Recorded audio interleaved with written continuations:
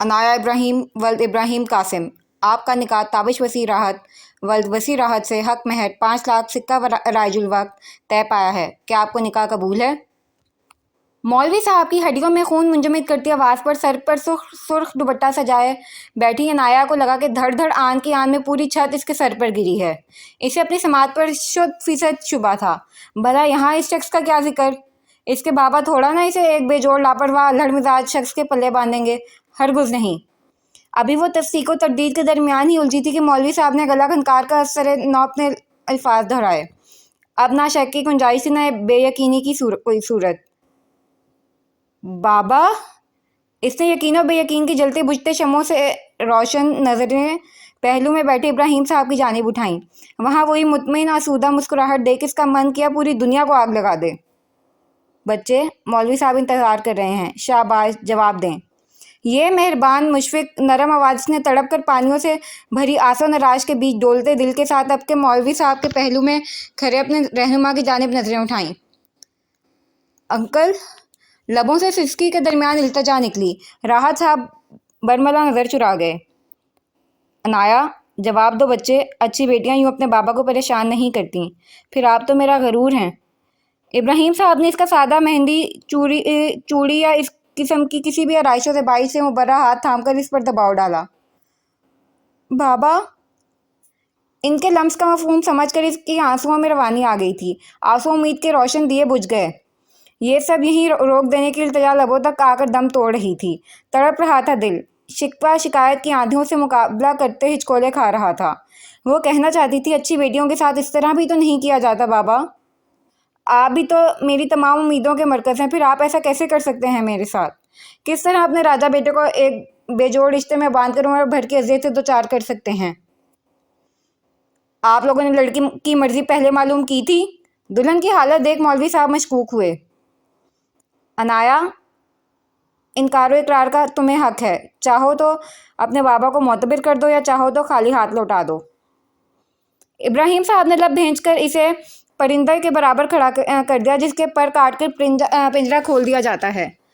وہ لاکھ بہادر خود مختار سے ہی، لیکن تھی تو ایک مشرقی لڑکی ہی، ہار گئی اور باندھ دیا خود کو ایک ایسے شخص کے ساتھ جو کم از کم ہمسفر کے لیے اس کا معیار نہیں تھا۔ میں نے سنا تھا ہر پدر کی زندگی میں ایک دن ایسا ضرور آتا ہے جب وہ خزاں کی اداسی اور بہار کی گلپوشی بیک وقت محسوس کرتا ہے۔ میری حیات کا حاصل وہ لمحہ ہے۔ انہوں نے بھیگتی داڑھی کو اس کی پیشانی سے لگایا۔ وہ شدت ضبط سے آنکھیں میچ گئی۔ ہمیشہ خوش رہو۔ میرا یقین ہے اپنے راجہ بیٹے کے حق میں لیا میرا فیصلہ مجھے کبھی مایوس نہیں کرے گا۔ عنایا کی پیشانی چوم وہ راحت صاحب کی طرف مڑے۔ میں تمہیں اپنی بیٹی نہیں راحت، اپنا اثاثہ حیات، اپنی زندگی سونپ رہا ہوں، اس بھروسے کے ساتھ اسے تو جان سے عزیز رکھے گا۔ اس کی آنکھوں میں کبھی آنسو نہ آنے دینا، ورنہ روز محشر تیرا دامن تھام لوں گا۔ راحت صاحب کی ہتھیلی پر اپنی زندگی رکھتے ہوئے وہ آنسوؤں سے تر چہرہ لیے ویر چیر گھسیٹتے وہاں سے نکل گئے اور عنایا ان سے لگ کر ہچکیوں سے رو دی تھی۔ اپنی ماما کے انتقال کے بعد شاید آج دوسری بار وہ یوں برکھا بادل کی طرح ٹوٹ کر روئی تھی۔ دوسری جانب حال کمرے میں ابراہیم صاحب اور راحت صاحب کے مشترکہ دوستوں کے درمیان مولوی صاحب کے مقابلے کڑکڑاتے برف سے سفید شلوار قمیض میں سر پر رومال باندھے بیٹھا تابش ضبط کی انتہا پر کھڑے ہو کے بے بسی سے تماشا دیکھنا کسے کہتے ہیں اس کا عملی مطلب سمجھ رہا تھا۔ وہ تصور میں بھی نہیں سوچ سکتا تھا کہ اس کے پاپا کبھی اس کے ساتھ یہ بھی کر سکتے ہیں، اسے اس کڑے امتحان سے گزاریں گے کہ وہ احتجاج کی مہلت سے بھی محروم ہو جائے گا۔ ہاں، وہ تسلیم کرتا تھا کہ وہ کوئی پرفیکٹ بیٹا نہیں ہے، غیر ذمہ دار ہے، غیر سنجیدہ ہے۔ اس نے ہمیشہ حقیقی زندگی کی ذمہ داریوں پر زندگی کے رنگوں کو موج مستی کو ترجیح دی ہے، لیکن کیا اس کا یہ مطلب نکلتا تھا کہ اس کے ساتھ یوں کیا جائے، اس کے سر پر یوں اچانک سے اتنی بڑی ذمہ داری مسلط کر دی جائے، اس سے صلح مشورہ کیے بنا اس کی مرضی جانے؟ زندگی کا یہ فیصلہ، یہ قدم، یہ لمحہ، یہ خطبہ، یہ دستخط، یہ 3 بول اور سب اہم، ان چند پل کی کارروائی کے بعد ہونے والی تبدیلی کوئی جز وقتی تو نہیں تھی، عمر بھر کا بندھن تھا، آخری سانس تک کا سفر تھا، روح کا رشتہ تھا، عہد الفت تھا، وعدہ وفا تھا، جس میں عزت، اعتبار، خلوص کے رنگوں کا نمایاں ہونا شرط لازم تھا۔ اور اس کے پاپا نے اسے اطلاق کرنے کی زحمت تک نہیں اٹھائی۔ وہ تو ہر جمعے کی طرح پاپا کے ساتھ جمعے کی نماز پڑھ کے مسجد سے باہر نکلا تھا اور راحت صاحب اسے لے کر یہاں چلے آئے، اور یہاں آ کر معلوم ہوا کہ یہ چھوٹی سی محفل در حقیقت اس کی لیڈی باس کے نکاح کی خوشی میں منعقد ہوئی ہے۔ جوش جوش میں وہ بھی سر پر رومال باندھ کر شریک ہو گیا تھا۔ خوشگمان دل میں لٹو پھوٹ رہے تھے، کیا خبر نکاح کے بعد جنابہ کی دبنگ مزاج پر افاقہ ہو جائے اور اس کی جان کا خلاصہ ہو جائے۔ لیکن مولوی صاحب کے منہ سے اپنا نام اور کندھے پر راحت صاحب کا تنبیہی دباؤ محسوس کر کے اس کے آگے ارض و فلک گردش کرنے لگے تھے، کان سائیں سائیں کر رہے تھے۔ بڑے ضبط سے اس نے اپنے پاپا کا برہم رکھا تھا۔ نکاح کے بعد تنیہ صاحب کے ساتھ مبارکباد وصول کر کے وہ سر سے کھینچ کر رومال اتارتا بیرونی دروازے کی طرف بڑھ گیا۔ تابش، کیا بدتمیزی ہے، کہاں جا رہے ہو؟ معاً راحت صاحب نے سختی سے اس کا بازو دبوچا۔ اس ڈرامے میں میرا کردار میرے خیال میں مکمل ہو چکا ہے۔ وہ زندگی میں پہلی بار اپنے پاپا کی آنکھوں میں آنکھیں ڈال کر تند و تیز لہجے میں گویا ہوا تھا۔ بکواس نہ کرو، انہوں نے نیچی آواز میں سرزنش کی۔ جی، آپ جو مرضی کریں، وہ دو بدو بولا۔ باپ ہوں میں تمہارے حق میں، ہے مجھے حق تمہارا فیصلہ لینے کا۔ وہ بگڑے۔ جی، تمام حق آپ ہی کی جانب نکلتے ہیں۔ اس نے ترنت طنز کا تیر اچھالا۔ راحت صاحب جبڑے بھینچ کر رہ گئے۔ چپ چاپ چل کر اندر بیٹھو، چند منٹ ٹھہر کر جہاں جانا ہے شوق سے چلے جانا۔ ایک بیٹی کے باپ کی امیدوں کا مرکز بنے ہو، مرد بنو۔ انہوں نے اس کے بازو پر گرفت بڑھاتے ہوئے اس محفل میں اس کی موجودگی کی اہمیت جتائی۔ شوق سے نہیں بنا حادثہ، بلکہ دھوکہ ہوا ہے میرے ساتھ۔ وہ بگڑ گیا۔ دل کر رہا تھا چیخ کو پکار کر کر سب تہس نہس کر دے۔ وجہ جاننے کے بعد میرا دعویٰ یہ حادثہ شوق بن جائے گا۔ تب تک اس حادثے کی نزاکت کو مصلحت سمجھ کر نبھاؤ۔ وہ اب کی نرمی سے بولے۔ تابش بچے، کہاں جا رہے ہیں آپ؟ ابھی وہ جواب دیتا کہ افنان کے ساتھ ابراہیم صاحب قریب آ گئے۔ ایک کال اٹینڈ کرنے گیا تھا انکل، دراصل میرے دوست کا ایک چھوٹا سا ایکسیڈنٹ ہو گیا، آپ مائنڈ نہ کریں تو میں… وہ ضبط سے بات بنا گیا، لیکن یہاں ٹھہرنے کا اس کا کوئی ارادہ نہیں تھا۔ انا للہ و انا الیہ راجعون۔ بری خبر پر ان کے منہ سے بے ساختہ نکلا۔ تابش نے لب بھینچے۔ راحت صاحب کا من کیا دو لگائیں اپنا نالائق کو۔ بالکل جائیں بیٹا، ایسا کریں آپ میری گاڑی لے جائیں۔ شکریہ انکل، میں پاپا کی گاڑی لے جاتا ہوں، پاپا گھر سے گاڑی منگوا لیں گے، اللہ حافظ۔ وہ سہولت سے انکار کرتا ان کے آگے جھکا۔ ابراہیم صاحب نے اپنے خوبرو داماد کے فراخ پیشانی کا بوسہ لیا اور وہ لمبے لمبے ڈھگ مارتا وہاں سے نکلتا چلا گیا۔ یارو، اب کھا بھی لو، بھائی آ جائیں گے ایک دو دن میں۔ تو جانتا ہے وہ اکثر ایڈونچر کے لیے گھر سے غائب ہو جاتے ہیں اور پھر 4 دن ایک ہفتے کے اندر واپس آ جاتے ہیں۔ آرزو نے یارو کی پیٹھ سہلاتے ہوئے فروٹ سے بھری پلیٹ یارو کے آگے کی۔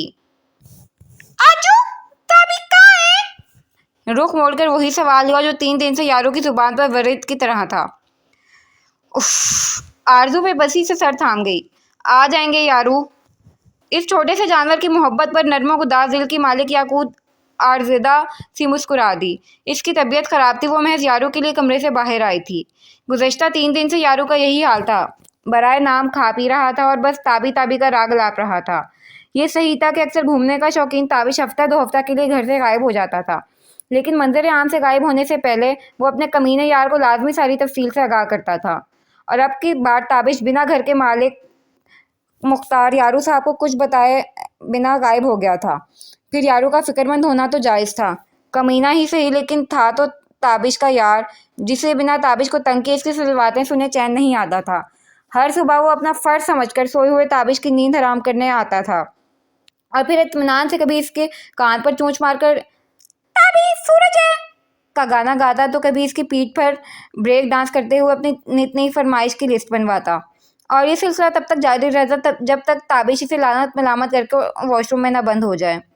اور اب اچانک سے اپنے یار کو نہ پا کر یارو مرجھا سا گیا تھا، نہ زیادہ بول رہا تھا نہ کھا رہا تھا۔ ان دونوں کی دوستی ایسی ہی تھی، ٹام اینڈ جیری کی طرح، نہ ساتھ چین نہ الگ سکون۔ یاقوت اور آرزو پریشان ہو گئے تھے اسے سمجھا کر، لیکن تابش کے جانے دشمن کو بس تابی چاہیے تھا جس نے فون آف کر رکھا تھا۔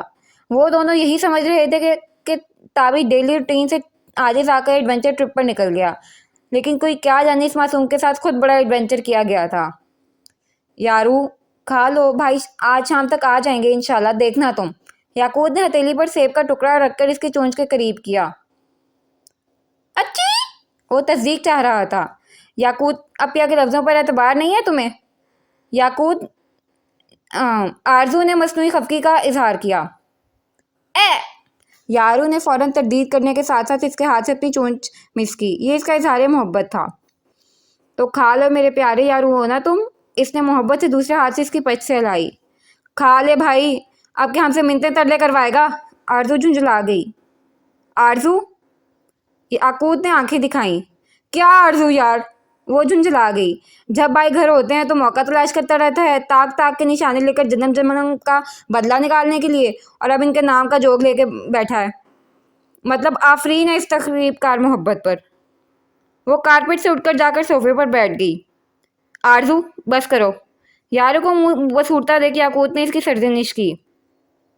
کیا یار اپیا، اکتا گئی ہوں میں. 2-3 دن سے گھر کم سیڈ مووی کے بعد والا ولا سینما ہال زیادہ لگ رہا ہے. بھائی تو ایڈونچر پر نکل گئے ہیں، پیچھے اس کی ٹیں مخلوق کو اداس آتما بننے کا شوق چڑھ گیا ہے. وہ سچ میں اس خاموشی سے اکتا گئی تھی. زولو رین شہر سے باہر، یاقوت بیمار، زلیخا بیگم خاموش، راحت صاحب اپنے کسی مسئلے سے پریشان، اور الٹی سیدھی حرکتوں میں اس کا کرائم پارٹنر یارو صاحب اداس. حالت جنگ میں رہنے والی آرزو بی بی کا اکتانا جھنجھلانا تو جائز تھا. بھائی کسے کیا ہوا ہے؟ ماں نقب پر بھاری سنجیدہ استفہامیہ آواز گونجی. شکر الحمدللہ چاچو آپ آ گئے. آرزو بھی ساختہ شکر ادا کرتی زولو رین سے چمٹی، شکوے شکایات کے ساتھ نان سٹاپ رپورٹنگ کرنے لگی. لمحوں میں قید کر دے تو صدیوں کی چاہتیں، حسرت رہی کہ اپنا بھی کوئی ایسا یار ہو. ایک دن رونما ہوئے ناقابل یقین واقعات کو زولو رین کی برین واشنگ کی وجہ سے اپنا وہم جان کر وہ بیمار ہو گئی تھی، اور آج پورے 5 دن بعد اس سنگ دل بے رحم کی بھاری آواز نے دھڑکنوں کو پل میں منتشر کیا. لیکن بکھری دھڑکنوں کے باوجود یوں محسوس ہوا جیسے محض سماعت سے اس بھاری آواز ٹکے کرانے محتمل طبیعت یکاجک حشاش بشاش ہو گئی. تو شہزادہ اپنے یار کے بغیر اداس ہے. آرزو سے ساری صورتحال کی رپورٹنگ لینے کے بعد زولو رین کی پرسوچ آواز اس نے اپنے بہت قریب سنی تھی. اچھا پھر کہیں شہزادے کیوں اتنا پریشان کر رہے ہیں سب کو؟ اس سے پہلے کہ وہ حرکت کرتی، وہ دوزانوں اس سے 4-5 قدم کی دوری پر بیٹھا تھا. یاقوت کا دل بند ہوا اس فاصلے پر. اس نے زور سے آنکھیں میچیں. اوور ایکٹنگ کی دکان ہے چاچو. یہ دکھی آتما بنا نہ جانے کون سا آسکر جیتنے کی کوشش کر رہا ہے. 3 دن سے خوار کیا ہوا ہے. تابی کہاں ہے؟ اف پک گئی ہوں میں تو سن کے. آرزو یارو کو گھور کر واپس صوفے پر گری. یہاں آؤ. زولو رین کا اشارہ ملتے ہی یارو آرزو کو خفا خفا نظروں سے گھورتا اس کی کلائی پر بیٹھا.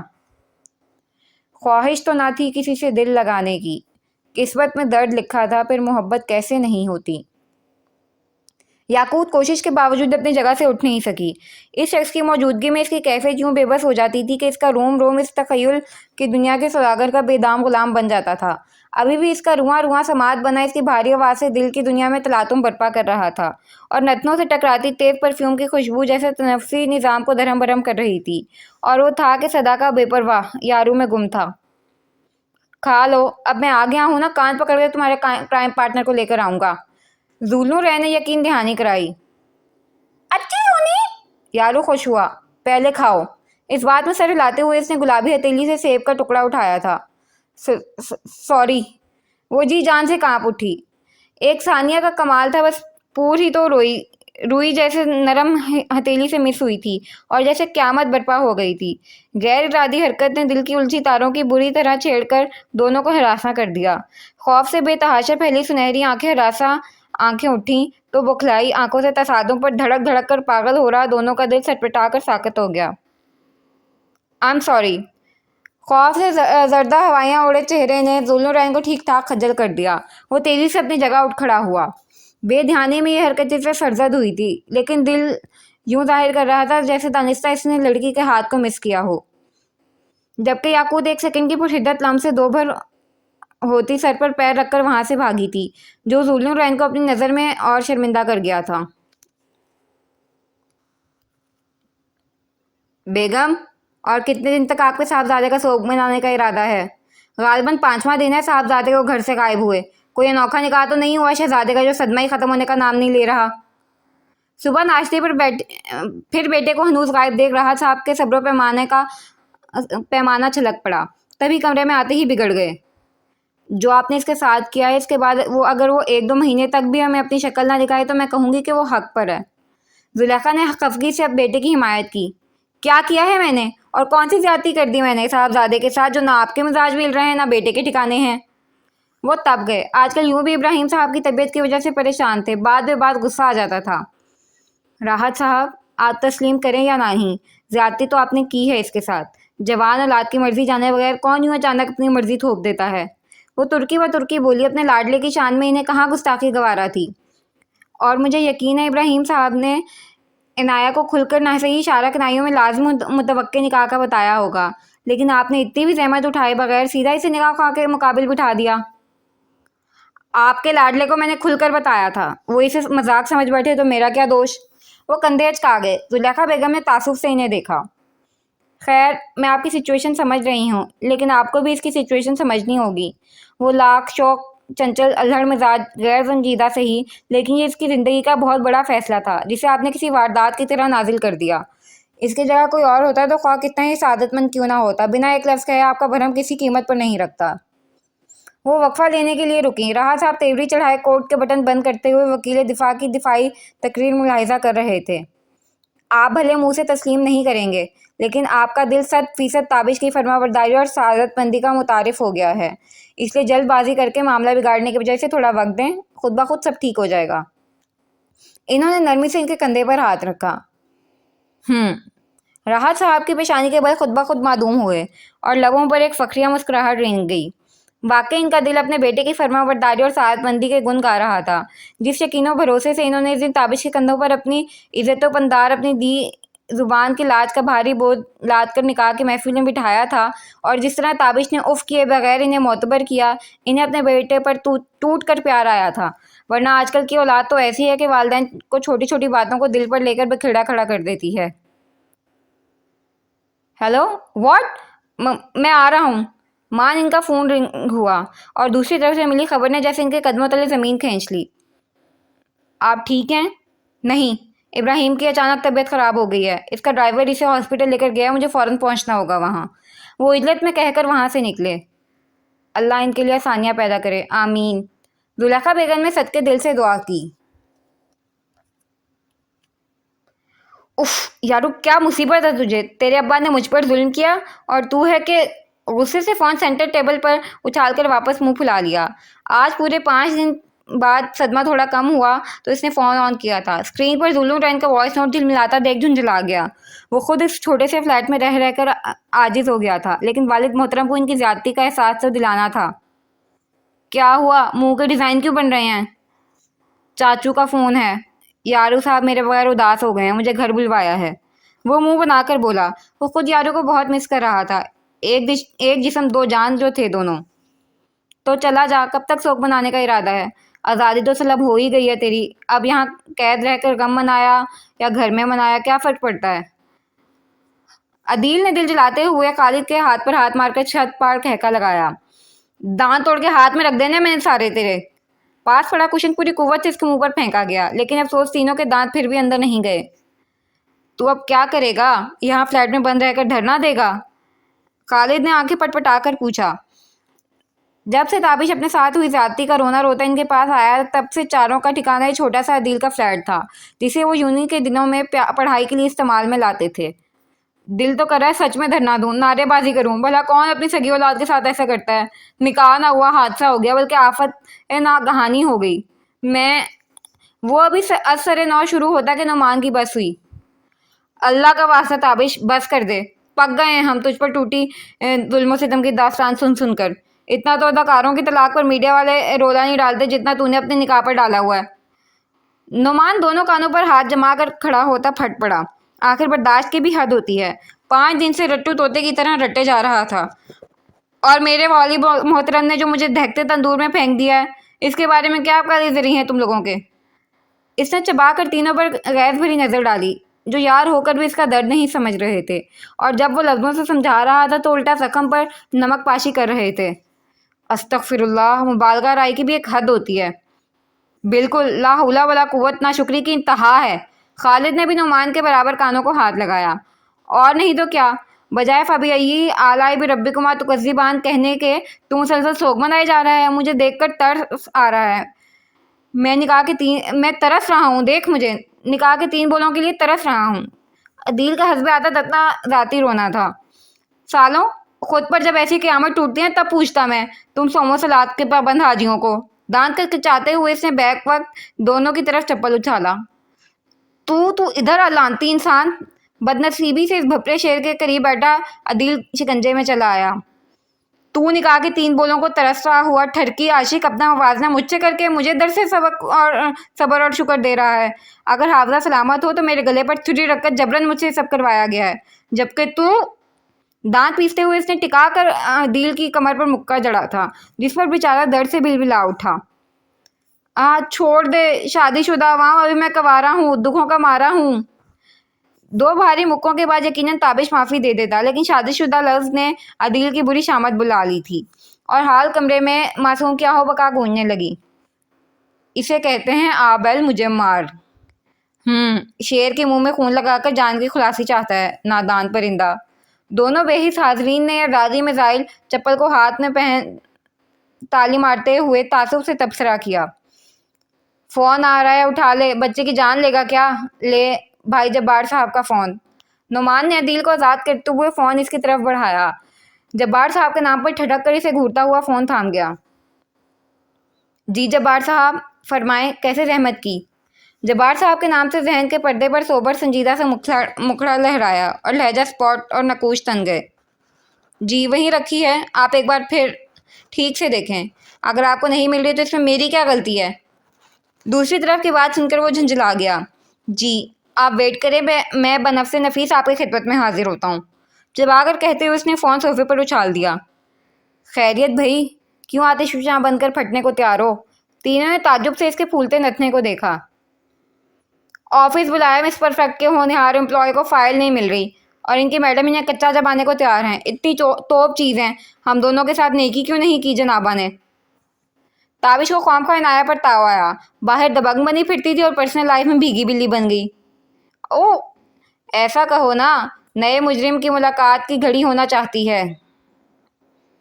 تینوں نے آؤ کو کھینچا. ملاقات گئی بھاڑ میں، اپنی بھوتی سلامت چاہتے ہو تو میرے منہ نہ لگو. وہ خجل ہو کر چلتا تینوں کو کاٹ کھانے کو دوڑا. ان کے فی الفور کہکے پہ دانت کھچاتا کمرے میں ڈھنگ کے کپڑے پہننے چلا گیا. ساتھ دل میں دعا گودا کہ سامنا نہ ہی ہو، ورنہ فضول میں آکورڈ سچویشن بن جاتی. یوں بھی ابھی وہ اس کا سامنا کرنے کے لیے تیار نہیں تھا. یہ کیا کر رہا ہے تو؟ دماغ تو جگہ پر ہے تیرا؟ عدیل کو تابش کے فون کے ساتھ چھیڑ چھاڑ کرتا دیکھ خالد نے اسے تنبیہ کی. جان سے جائے گا بیٹا، تو پہلے ہی وہ موڈ بنا کر گھوم رہا ہے. نعمان نے بھی وارن کیا. سالے نے اتنا مارا، اس کی پہلی ملاقات رومانٹک جمع یادگار بنانا تو حق ہے میرا. پوری اسٹار شیطانی مسکراہٹ کے ساتھ اس نے یس کا بٹن دبایا اور واپس فون اسی جگہ پر رکھ کر اپنی جگہ ٹک گیا.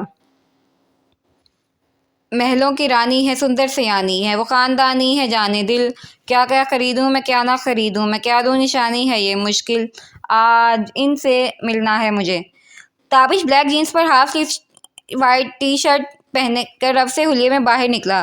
تینوں نے اپنی بھونڈی گائکی سے اس کا دماغ گھمایا. تم لوگوں کو آ کر تفصیل سے میں دیکھتا ہوں.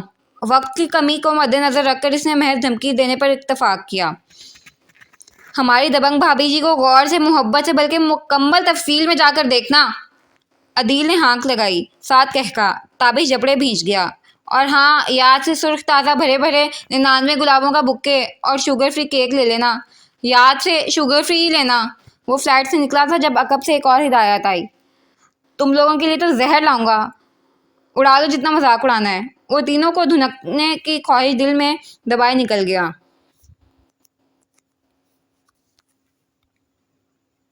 جبار صاحب آپ اس قدر لاپرواہی کا مظاہرہ کیسے کر سکتے ہیں؟ اتنی امپورٹنٹ فائل آپ کو نہیں مل رہی؟ ابھی 1.5 گھنٹے میں ہماری میٹنگ ہے. وہ ٹیبل پر ہاتھ مار کر بگڑی. میڈم ریلیکس، بس 10 منٹ میں فائل مل جائے گی. بیچارے جبار صاحب من آئے. نہ جانے گزشتہ 5-6 دنوں سے ان کی میڈم کے مزاج شریف کو کیا ہو گیا تھا. پورے آفس کو کاٹ کھانے کو دوڑ رہی تھیں. آج اچھا 10 منٹ میں آپ کو فائل کہاں کا الہام ہوگا یا کوئی فرشتہ نازل ہوگا فائل لے کر؟ اس کا غصہ کم ہی نہیں ہو رہا تھا. نکاح کے بعد سے وہ سخت ذہنی انتشار کا شکار تھی. لاکھ اپنا ذہن کام کی طرف متوجہ کرنا چاہ رہی تھی، لیکن بھٹک کر اس سہانے روح تبدیلی کی طرف چلا جا رہا تھا. جی میڈم، وہ تابش صاحب نے رکھی ہے، وہ آ رہے ہیں ڈھونڈ کر دینے. واٹ؟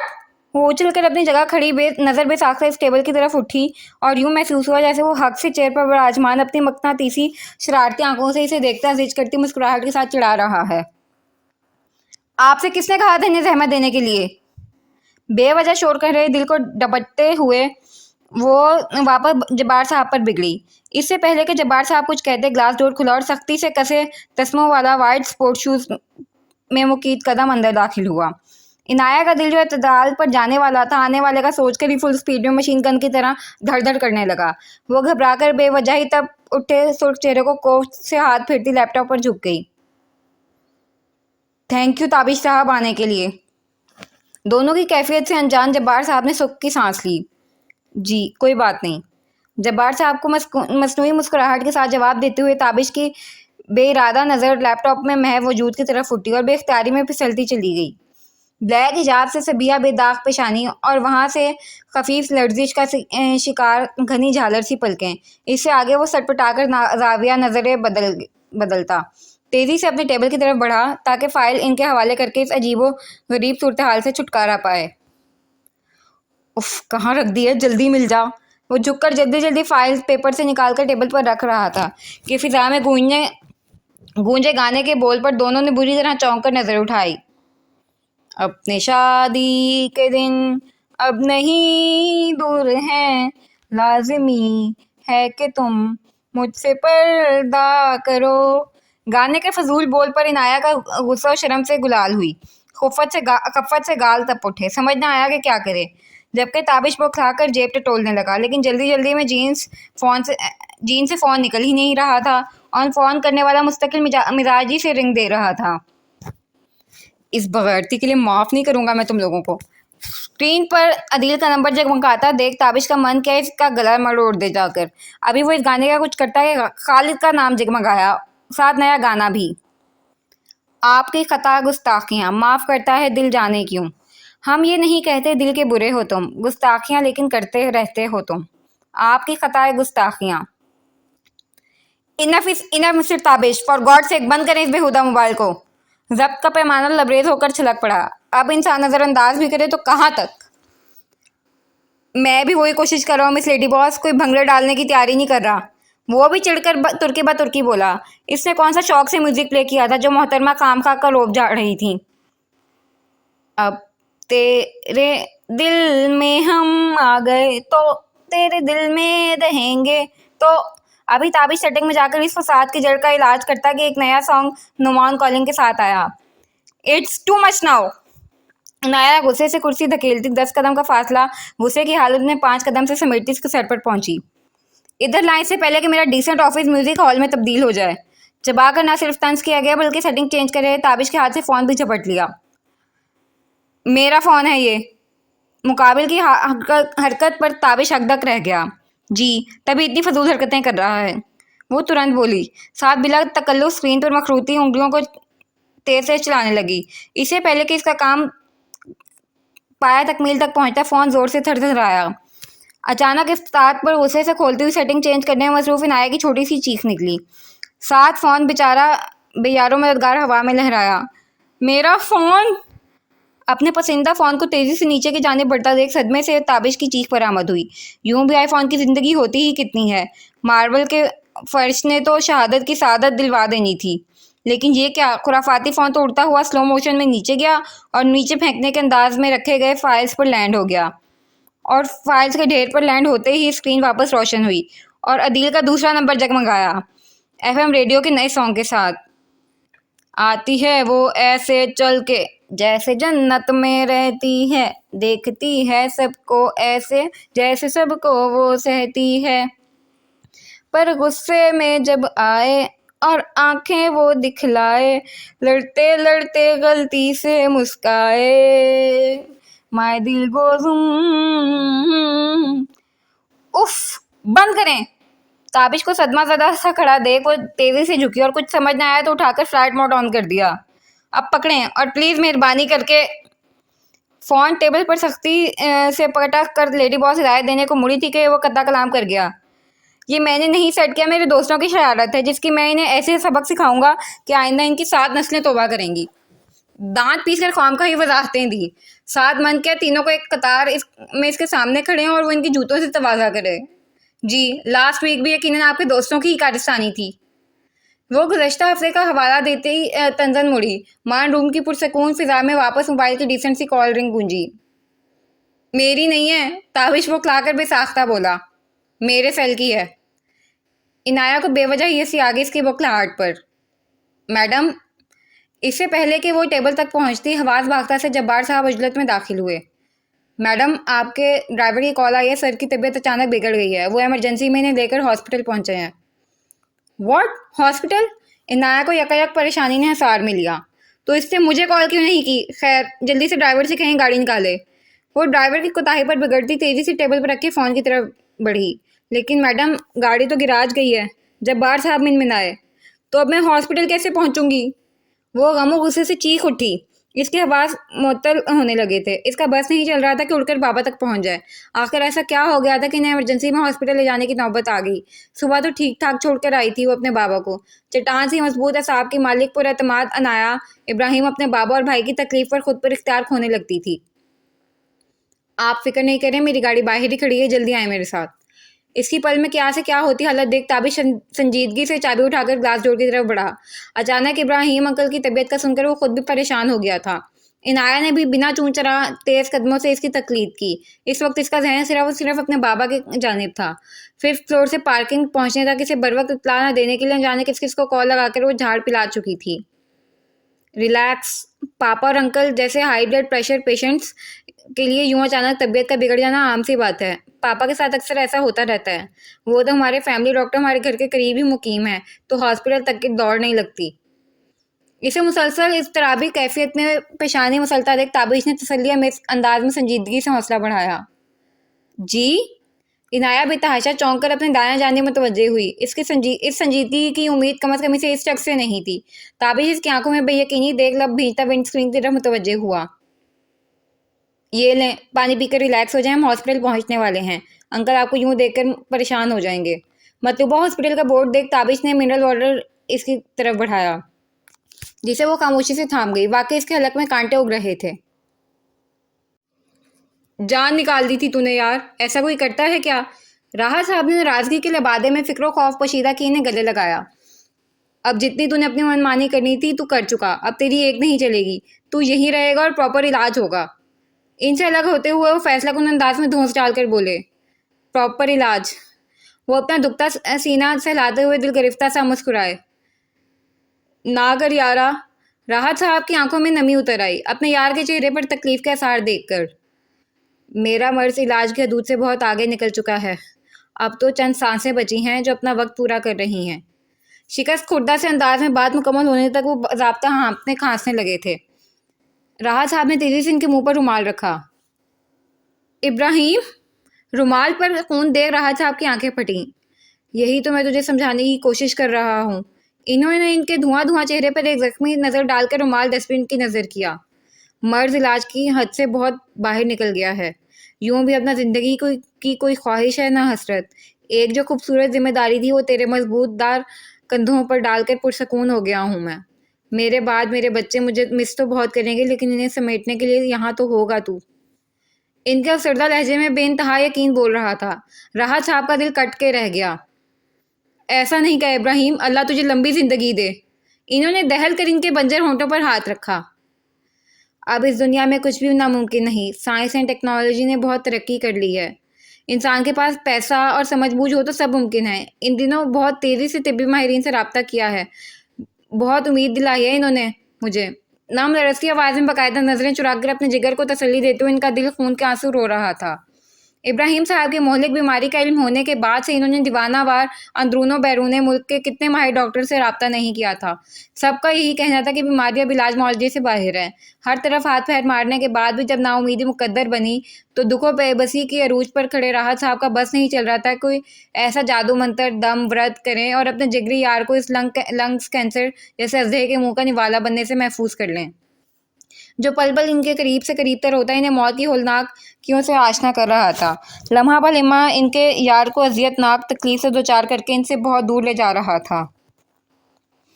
तू बहुत ज़्यादा अच्छा है यार। ابراہیم صاحب نے عقیدت سے ان کے ہاتھ کا بوسہ لیا، جن کی آنکھیں بے بسی سے برس کر ان کی داڑھی بھگو رہی تھیں۔ اور تو بہت کمینہ ہے، رات دن تو تیرا ہاسپٹل آنا جانا لگا رہتا تھا، پھر تجھے خبر کیوں نہیں ہوئی؟ وہ اپنا ہاتھ جھٹکتا بگڑے۔ یار، اتنی بیماریوں نے ارد گرد ڈیرا ڈالا ہوا تھا کہ مزید علاج دوائیوں کا سوچ کر ہی ہول اٹھتا تھا، اس لیے کبھی چھوٹی موٹی تکلیف پر دھیان ہی نہیں گیا۔ وہ پسر مردگی سے بولے، خیر، سب قسمت میں ہے۔ اس سے پہلے کہ وقت ختم ہو جائے میں پوری دھوم دھام کے ساتھ عنایہ کی ڈولی اپنے آنگن سے اٹھانا چاہتا ہوں۔ وہ دانستہ بات بدل کر لہجہ حشاش بشاش کر گئے۔ کوئی ضرورت نہیں ہے کسی ہنگامے کی، انسانوں کی طرح یہاں آرام کر۔ ڈاکٹر نے مجھے بتایا مرحلہ بہت زیادہ تکلیف دہ ہوتا ہے، پھر میں نے 2-3 اسپیشلسٹ کو منگوایا ہے۔ وہ قطعی نہیں، وہ قطعیت سے ٹوک گئے۔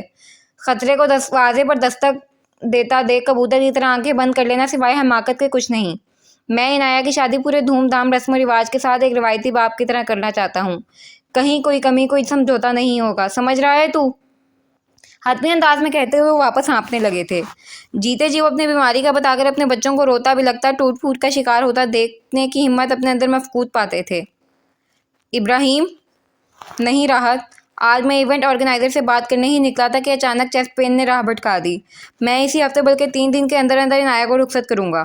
میرے جانے کے بعد وہ جتنا ٹوٹے گی، میں چاہتا ہوں کوئی بہت قریبی ہو جو اسے متاع جان کی طرح پورے استحقاق سے سمیٹ لے۔ یہ میری آخری خواہش ہے، جو تیرے بغیر شرمندہ تعبیر نہیں ہو سکتی۔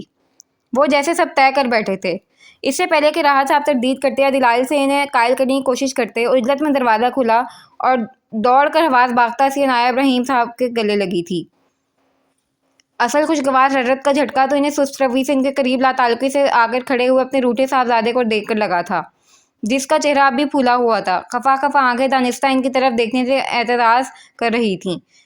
اس کی بچگانہ حرکت پر راحت صاحب کو اس پر ٹوٹ کر پیار آیا، جو جینس کی جیبوں میں دونوں ہاتھ پھنسائے شرافت سے اخلاقیات نبھا رہا تھا۔ نہیں انکل، ایک فائل کے سلسلے میں آفس آنا ہوا، آپ کی طبیعت کا سنا تو سوچا ملتا ہوا چلا جاؤں۔ اب مجھے اجازت دیں۔ تابش خجل سا ہو کر وضاحتیں دینے لگا۔ عنایہ ان کے پہلو میں پریشان سی بیٹھی ان کا زرد نقاہٹ چہرہ تک رہی تھی۔ بابا، یہ سب کیسے ہوا؟ ہوا کیسے یہ سب؟ وہ ان کے ہاتھ کا بوسہ لیتی ایک ہی سوال دہرا رہی تھی۔ ہونا کیا ہے بیٹا، ہم دونوں ایونٹ آرگنائزر سے ملنے نکلے تھے اور اپنا فیوریٹ ریسٹورنٹ دیکھتی جناب کو شاہی دسترخوان کی طلب ہوئی اور تیز مثالات جات یہاں تک لے آیا۔ ابراہیم صاحب کو تذبذب کا شکار دیکھ راحت صاحب نے بات بنائی۔ ابراہیم صاحب نے تشکر امیز نگاہوں سے انہیں دیکھا، جبکہ عنایہ بگڑ گئی تھی۔ بابا، بالکل بھی آپ اپنی صحت کا خیال نہیں رکھتے، لاپرواہی کی بھی ایک حد ہوتی ہے، میں ڈانٹوں تو منہ بسوڑنے لگتے ہیں۔ وہ پریشانی سے خفا خفا نظروں سے انہیں دیکھنے لگی۔ البتہ تابش کا دماغ ایونٹ آرگنائزرز پر ٹھنکا۔ آپ لوگ ایونٹ آرگنائزر سے کس سلسلے میں ملاقات کے خواہاں تھے؟ بھئی، ظاہر سی بات ہے، 2-3 دن بعد تم دونوں کی مائیوں کا فنکشن ہے، ایونٹ آرگنائزر ہی سب کرے گا نا۔ ویسے فون پر سب باتیں طے پا گئی ہیں، بس فارمیلٹی کے لیے جا رہے ہیں۔ راحت صاحب نے دونوں کے قریب دھماکہ کیا اور دونوں بچھو کے ڈنگ مارے شخص کی طرح اچھل پڑے۔ دونوں کو اپنے والد محترم سے اس 5G کی سپیڈ کی قطعی توقع نہیں تھی۔ نگاہ کم ناگہانی واردات کا صدمہ بھی تازہ تھا کہ ایک اور دھماکہ 2 دن بعد ان کا مائیوں تھا، اور انہیں اب اتنے ٹھنڈے ٹھار انداز میں اطلاع مل رہی تھی۔ اچھا، دونوں ذرا جا کر کینٹین سے کافی کے ساتھ کچھ ہلکا پھلکا لے کر آؤ۔ خوشی میں صبح گھر سے بھوکا ہی نکل گیا تھا۔ شدید صدمے سے بت بنے وجود کی پرواہ کیے بغیر وہ ریلیکس انداز میں بولے، اب جاؤ بھی، اس سے پہلے کہ بے پی لو کروا کر اس کے برابر بیڈ پہ آرام فرماؤں۔ انہوں نے سیدھے سیدھے دھمکی دی۔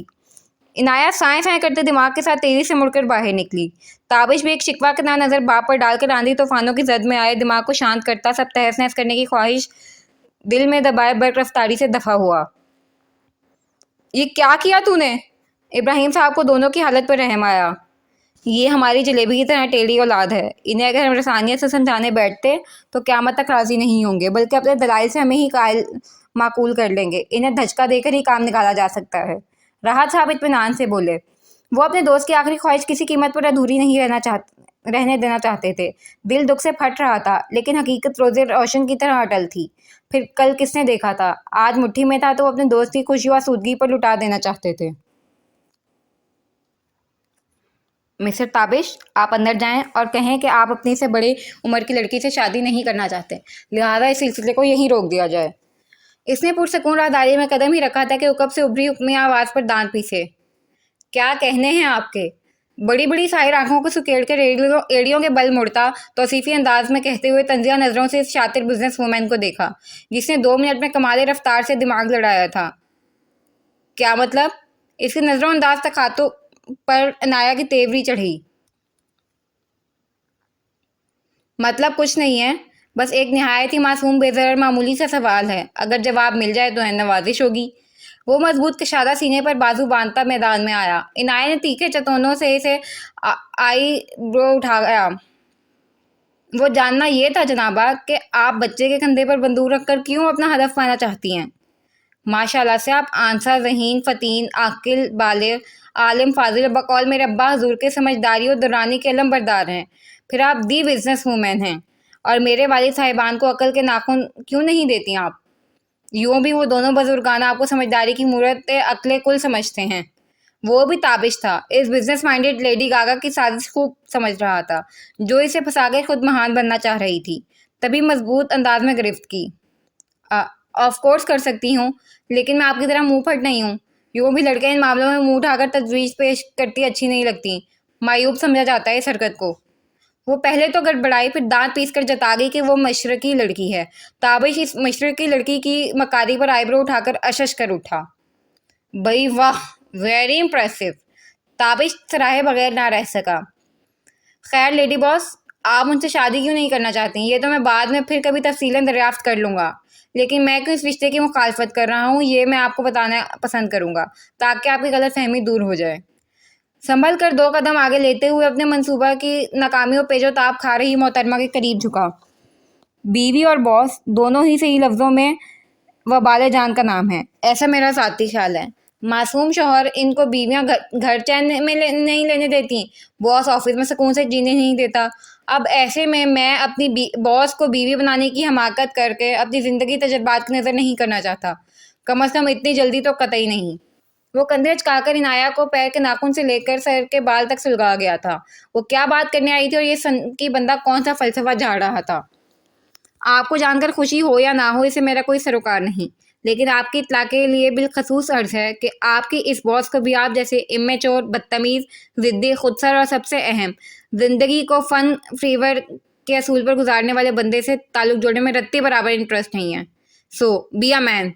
وہ چپا کر ترکی و ترکی کہتی فراغ دلی سے حساب بات کر چکی تھی۔ ادھار رکھنا تو اس کی سرشت میں بھی نہیں تھا۔ جی کچھ ایسا ہی معاملہ ادھر بھی ہے۔ جو بندی ایک امپلائی پر اتنا روب جھاڑتی ہے وہ مظلوم شوہر کا کیا حشر کرے گی جو پیدا ہی مظلوم ہوتا ہے؟ وہ بھی تنک کر دو بدو بولا۔ دونوں یوں راہداری میں جنگ و بدل کا میدان گرم کیے کھڑے تھے، کھٹی میٹھی نوک جھونک سے زندگی کی حسن کو برقرار رکھنے والی حسین کپل لگ رہے تھے۔ مطلب آپ کچھ نہیں کریں گے؟ وہ بڑے ضبط سے پوچھ رہی تھی۔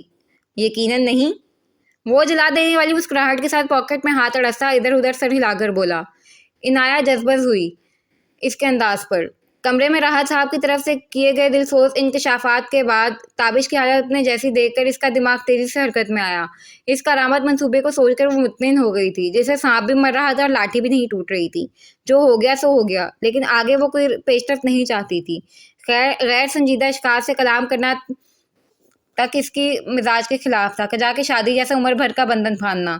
لیکن یہ شخص اس کی سوچ سے زیادہ شاطر اور معاملہ فہم تھا۔ فوراً بات کی تہہ تک پہنچ کر اسی پر الٹ گیا۔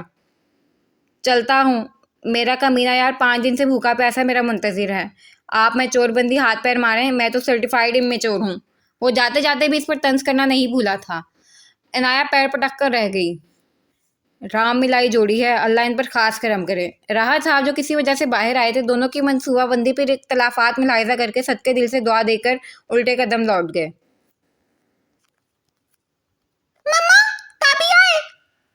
تابش نے بھی دہلیز پر قدم رکھا ہی تھا کہ یارو کی چیخ کانوں میں گونجی، اور دوسرے پر وہ پوری رفتار سے اڑتا ہوا آ کر اس کی ٹی شرٹ کے گریبان سے لٹک گیا۔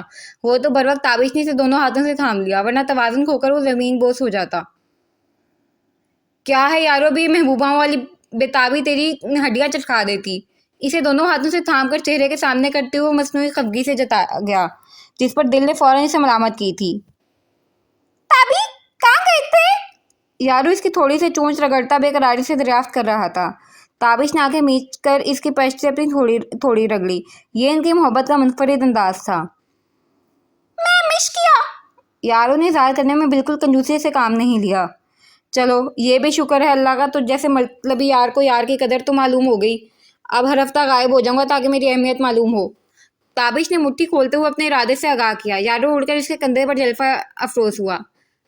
ऐसे कैसे गायब हो जाएंगे? अब तो भाभी आएगी, घर में रौनक आएगी और मैं फ़ख्र से गर्दन में बल डालकर अपनी फ्रेंड्स को बताऊंगी कि मेरी भाभी दी बिजनेस वूमेन इनाया इब्राहिम है। सॉरी अनाया ताबिश।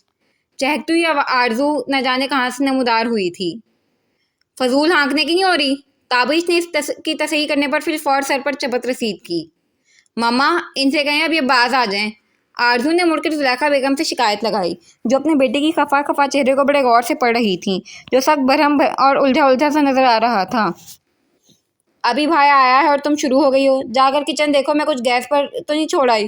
जुलेखा बेगम ने डपट कर दानिस्ता इसे मंदिर से हटाना चाहा।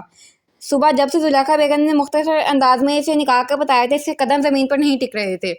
अभी अभी वो मुंह में बड़बड़ाती हुई वहां से निकल गई।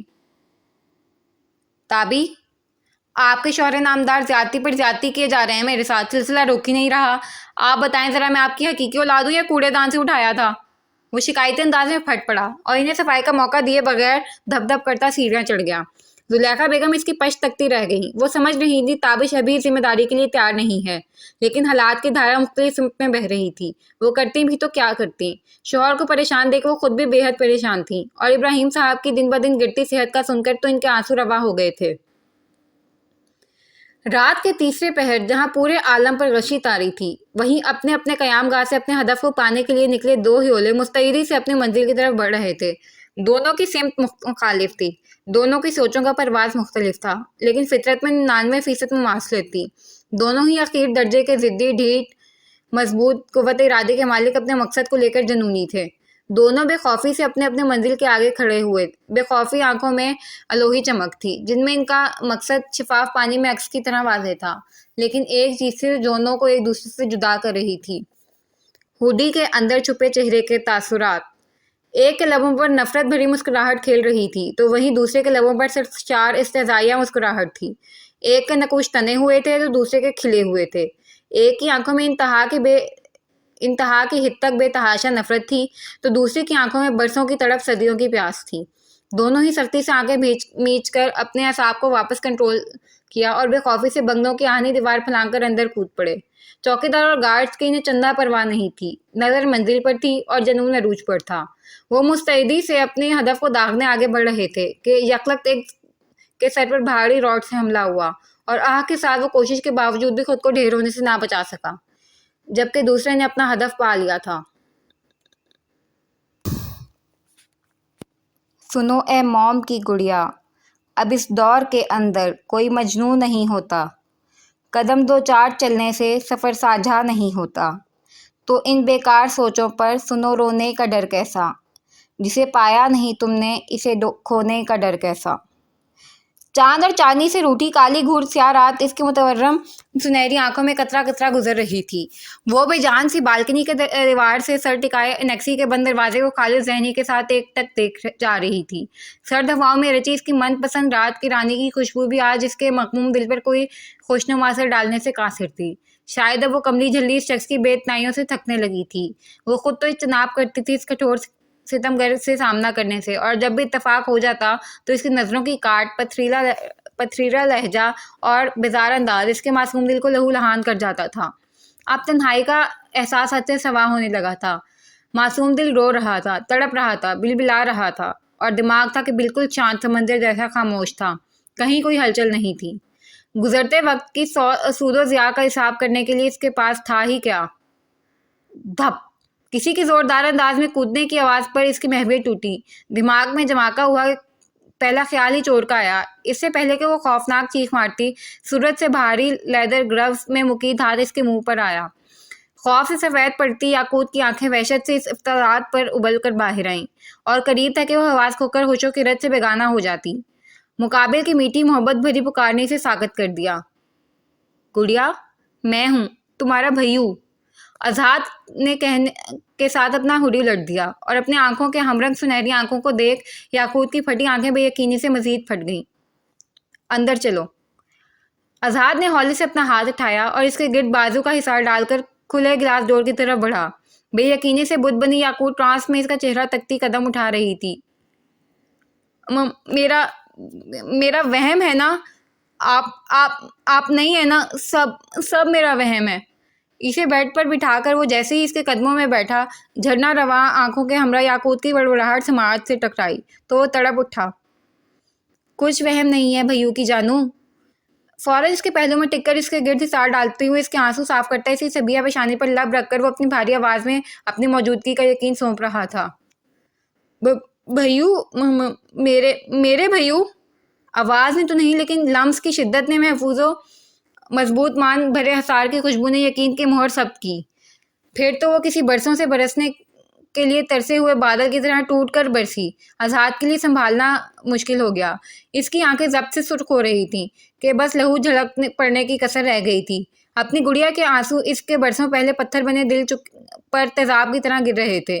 اسے آج بھی یاد تھا، وہ 13-14 سال کا بچہ تھا جب اس کی مما ہاسپٹل سے گلابی گڑیا لے کر آئی تھی، جس کا نام رکھنے پر اس کی اور ذوالنورین کی ٹھیک ٹھاک بحث بلکہ لڑائی ہوئی تھی، لیکن سبقت اذہان لے گیا تھا، کیونکہ ایک تو وہ بچپن سے بے انتہا ضدی اپنی منمانی کرنے والا بچہ تھا، دوسرا اس کا پلس پوائنٹ اس کی گڑیا کی آنکھوں کا رنگ اس کی آنکھوں کے رنگ کے مماثل ہونا تھا، اور بڑے چاؤ سے ذوالنورین کا دل جلاتے ہوئے اس نے اپنی گڑیا کا نام یاقوت رکھا تھا، جس پر ذوالنورین کا منہ بن گیا تھا۔ اپنے بیسٹ فرینڈ کے پھولے منہ کو دیکھ کر اس نے احسان کرتے ہوئے نک نیم رکھنے کی ذمہ داری اسے سونپی تھی، اور ذوالنورین نے ساری ناراضگی کو پچھے پس ڈال کر اس کا نام گڑیا رکھا تھا۔ یہ ان کی وہی سنہری آنکھوں والی گڑیا تھی جس میں ان دونوں کی جان بستی تھی۔ اس کی ذرا سی چونک پر وہ دونوں بوتل کی جن کی طرح نازل ہوتے اور تیز ہوا کے جھونکے کی طرح لے کر اڑ جاتے، اور ماما آنی پیچھے ارے ارے ارے کرتی رہ جاتی۔ وہ دونوں کسی من پسند کھلونے کی طرح ایک دوسرے کی گود سے چھیننے کے لیے لڑتے، لیکن وقت نے ایسی کروٹ لی، سب تباہ ہو گیا۔ ان کا ہنستا مسکراتا گھرانہ غم مستقبل کی لپیٹ میں آ گیا۔ ان کے کہکے وحشتناک چیخوں میں بدل گئے۔ حالات کی بدلی دھارا نے ان سب کی زندگیوں کا رخ بدل دیا، اور وقت کی ستم ظریفی نے اس کی ننھی سی گڑیا کو اس سے بہت دور کر دیا۔ شاید آخری بار جب اس نے اپنی ننھی پری کو دیکھا تھا تب وہ 3.5 سال کی تھی اور اذہان 17 سال کا تھا۔ ان گزرے سالوں میں وہ دنیا کی نظروں سے اوجھل تھا، لیکن دنیا اس کی نظروں سے قطعی اوجھل نہیں تھی۔ سب اس کے وجود سے غافل بلکہ دانستہ سب نے اسے ناسور کہہ کر فراموش کر دیا تھا، لیکن اس نے کسی کو فراموش نہیں کیا تھا۔ اسے اپنی بہن کی ہر پل کی خبر تھی، لیکن مصلیحت کی دیوار نے اسے روک رکھا تھا، اور اب رفتہ رفتہ وہ دیوار سرک رہی تھی۔ بھائیو کی گڑیا، اب بس کرو، کتنا رونا ہے؟ اس کی سسکیاں ہچکیوں میں بدل گئیں تو اسے مجبوراً اسے خود سے الگ کرنا پڑا۔ یہ بات اور تھی کہ ماضی کی خوشنما یادوں نے اس کی آنکھوں کے گوشے بھی بھگو دیے تھے۔ بھائیو، آپ سچ کہہ رہے ہیں نا؟ آپ سچ میں ہیں نا؟ وہ ہنوز بے یقین تھی، بار بار اس کا بازو چھو کر نہ جانے کون سا یقین چاہ رہی تھی۔ بالکل سچ ہوں۔ کس گھامڑ نے تمہارے دماغ میں بات ڈالی ہے کہ میں وہم تھا؟ اس کے اعصاب تن گئے۔ انہوں نے اس کی سرخ آنکھوں اور بھیجے لہجے کو یاد کر خوف سے آواز حلق میں دم توڑ گئی۔ دل تو کر رہا ہے اس ملنگ بابا ٹائپ مصور کے چھوٹے چھوٹے ٹکڑے کر کے چیل کووں کی دعوت کر دوں، پھر اسے وہم اور حقائق میں فرق سمجھ آئے گا۔ اذہان کی رگیں تنی، جبڑے بھینج کر ملنگ بابا ٹائپ مظفر کے ٹکڑے کرنے کی خواہش دبائی۔ بھائیو! اپنے بھائیو کے اتنے خوفناک عزائم جان کر تو یاقوت کی چیخ نکل گئی۔ ارے میری پیاری گڑیا! اس نے فوراً خوف سے سفید پڑتی یاقوت کو خود میں سمویا۔ اس دن میں نے تمہاری حالت کو مد نظر رکھ کر اسے وہاں سے لے جانے دیا تھا اور خاموشی سے اس کی پھوں پھاں بھی سنی تھی، ورنہ وہ اذہان وڑائچ کو نہیں جانتا، ایک موقع سے اس کے جبڑے اکھاڑ کر اس کے شاہکار ہاتھوں میں سجا دیتا تو ساری خوش فہمی کا محل مسمار ہوتے دیر نہیں لگنی تھی۔ وہ اسے ساتھ لگائے تنی رگوں کے ساتھ بولا، حقیقتاً وہ ایسا کر گزرتا اگر جو اس کی پشت پر اپنی بہن کو بے جان ہو کر جھولتے نہ دیکھا ہوتا۔ بھائیو! اتنی خوفناک باتیں سن کر وہ کانپ سی گئی تھی۔ اچھا، سوری نہیں کرتا ایسی باتیں، تم یہ لو۔ اس نے جیکٹ کی جیب میں ہاتھ ڈال کر مٹھی اس کے آگے کی۔ یاقوت نے تجسس کے ہاتھوں مجبور مٹھی کو وا کیا تو چوڑی ہتھیلی پر لالی پاپ دیکھ کر حیران رہ گئی۔ یہ وہی لالی پاپ ہے جو بچپن میں تمہیں بہت پسند تھا، ہم اپنے اسکول والی شاپ سے روزانہ تمہارے لیے لے کر آتے تھے۔ 3-4 ماہ کی تھی تم جب ہم نے تمہیں اس کا عادی بنایا تھا۔ ماما کو علم ہوا تو خوب کلاس لگی تھی، तुम्हें खांसी भी हो गई थी, लेकिन हमने ये सिलसिला नहीं रोका, क्योंकि लॉलीपॉप के चटखारे लेने के लिए ही तक रोंदू बच्ची हमारे पास आती थी। वो मुस्कुराकर रैपर हटाकर लॉलीपॉप इसके मुंह के करीब ले जाता बोल रहा था। याकूत नम आंखों से इसे देख रही थी। इसे अभी ये सब एक हसीन ख्वाब लग रहा था, जो करवट बदलते ही टूट जाएगा और फिर कसक इसकी बेचैनी बेकली में दुगना इजाफा कर देगी। वो यकीन करेगी भी तो किस बिना पर? कभी इसके भैयों का नाम भी तो नहीं सुना था किसी के लबों से। कोई घर में इसके भैयों का जिक्र तक नहीं करता था। एक बार कहीं से इसे मालूम हुआ था कि इसका भैया कातिल है, इसकी मम्मा का कातिल। वो बहुत रोई। जब आनी से हक़ाइक़ दरियाफ्त किए तो इन्होंने डपट कर खामोश करा दिया। अच्छा, अब मुझे चलना होगा, फिर मिलूंगा। वो इसका सर थपथपा कर खड़ा हुआ। भैयू? इसने खौफ से इसका बाजू थामा। हसीन ख्वाब टूटने वाला था। इसकी आंखें बरस पड़ी। मैं कहीं नहीं जा रहा। भैयू हमेशा तुम्हारे साथ है, साए की तरह है। बस कुछ मुसलिहत, कुछ वजूहात की बिना पर तुम्हारी नज़रों से ओझल हूँ। मैं चाहूँ तो दिन के उजाले में सनके मुसव्विर का मुंह तोड़कर तुमसे मिलने आ जाऊँ, लेकिन अभी वक्त नहीं आया। वो धीरे धीरे इसका सर थपकता हुआ बोल रहा था। याकूत अपने ख्वाब के ड्रॉप सीन पर आंसू बहा रही थी। ये ना वहम था, ना ही ख्वाब है। मैं हूँ तुम्हारे सामने, तुम्हारे पास। आइंदा जब कोई तुम्हें वहम कहकर बेवकूफ़ बनाए तो इसे इसमें से एक लॉलीपॉप दे देना, मैं तुम्हें नई पैकेट ला दूंगा। इसे समझाने के अंदाज में कहते हुए जैकेट से पूरा पैकेट बरामद किया और झुककर साइड दराज में डाल दिया। मैं चलता हूँ, मुस्कुराती रहा करो। तुम्हारे उदास चेहरे ने वक्त से पहले मुझे तुमसे मिलने पर मजबूर कर दिया। वो इसके पेशाने चूमकर इसे बेड पर लिटाने के बाद कंफर्ट बराबर करता साइड लैंप ऑफ करके निकल गया। याकूत लॉलीपॉप पर ग्रेप्स मजबूत करती आंखें मूंद गई। तुझे क्या लगा मुसव्विर? तू एक शहर में रहती हुई मुझे अपनी बहन से दूर रखने में कामयाब हो जाएगा? गलत फहमी थी तेरी। मैं दिन के उजाले में अपनी बहन से मुलाकात कर जाऊं तो तू बाल बीका नहीं कर सकता मेरा। लेकिन मसलियत भी किसी चिड़िया का नाम है। मुलंग मुसव्विर की खुश फहमियाँ। लॉन से गुजरते हुए नेक्सी के बंद दरवाजे पर एक तमस्खराना नजर डालकर वो जिस तरह आया था इसी तरह रुखसत हो गया।